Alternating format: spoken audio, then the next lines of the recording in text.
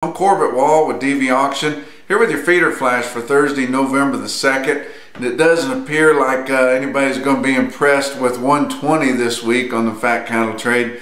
Remember last week that was kind of a dream of 120. Actually had 115 as a goal early in the week, and then had that wild auction type direct fat cattle trade last week that stretched from 113 all the way up to 119.50, with a lot of the trade at 118 and the weighted average coming in around 117, but didn't quite get to the 120, but did have some significant trade at 119.50.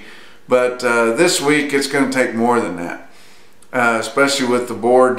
We've lost October as a spot live cattle futures rolled to December, and it's trading at a big premium to that, and it's just going to take a lot more money, and this market is just stretching its legs, and it doesn't seem like anything is phasing it right now. You look at the board on Wednesday, December live cattle, which is a spot market now, up 97 cents to end the day on Wednesday at 126.60. January feeder cattle up $1.07 at 160.65. So we've got some pretty sizable numbers there on your spot futures. On the fat trade, the only thing that's really happened so far this week, your Fed Cattle Exchange did have a decent run there on the online fat cattle sales, had over 1,500 head on there.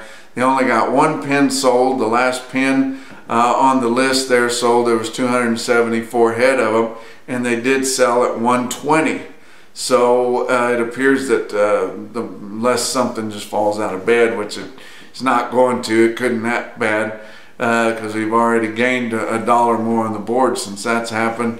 But it's going to be at least 120, somewhere in there. There were two other pins that PO'd, that's passed out, not pissed off, at 119.50 and 120.25. So they were kind of trying to buy some cattle on there. It's just these cattle feeders got stars in their eyes now, and they should, because when you're in a down market, it just feels like the packer's never going to take his foot off your head. He just wants you to drown. So when we're on one of these up markets, you can't feel bad about asking a lot for your cattle, asking more than you think you're going to get. Just look at last week. A lot of guys got more than they would have ever dreamed of asking. But you can't worry about hurting their feelings or anything. It's like going to a used car lot and then going home feeling bad, feeling like you got too good a deal. It didn't happen. You didn't get too good a deal. Don't worry about what you ask for those cattle. Ask for the moon and hope for the best. But you look at your harvest, which has been rolling right along, but your corn's running quite a bit below. It's just the way the weather's fell every time and the wet conditions.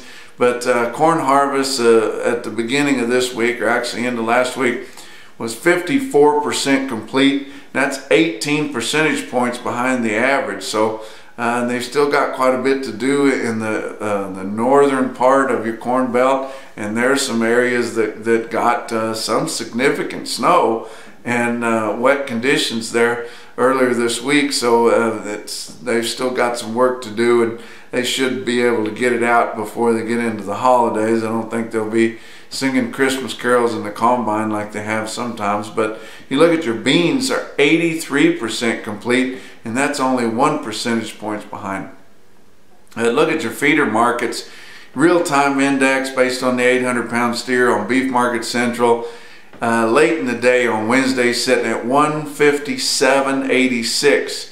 Really jumped up $2.47. Actually surpassed the latest available CME feeder cattle index, and maybe not so much just the higher prices that were paid on Wednesday, but dropping that day off, you know, of the moving average, dropping the first day off of that 5-day moving average, that helped as much as gaining there on Wednesday. So we're just getting into a lot higher prices, and your index is showing it there. Look at your big sales on Wednesday. Of course, OKC West is the biggest. They ended up with the 2-day sale at 10,600 head, but a good run of yearlings there and a good run of calves also on Tuesday. But your feeder steers and heifers, $2 to $4 higher, called there. My market news looked like it could have been higher than that. Your calves were 4 to 7 higher on Tuesday. But you look at the automated market report on Cattle Market Central there from El Reno, OKC West.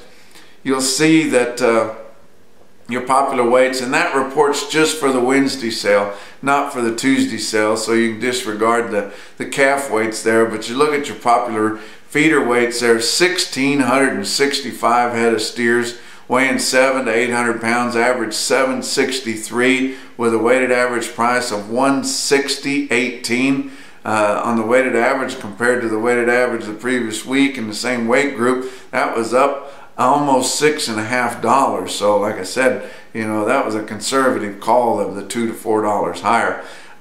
You move into the next higher weight group, yearling steers there weighing in the 8s. There was 767 head of 8-weight steers averaging 843 with a weighted average price of 156.66, and that was up nearly $5 compared to the weighted average from the previous week.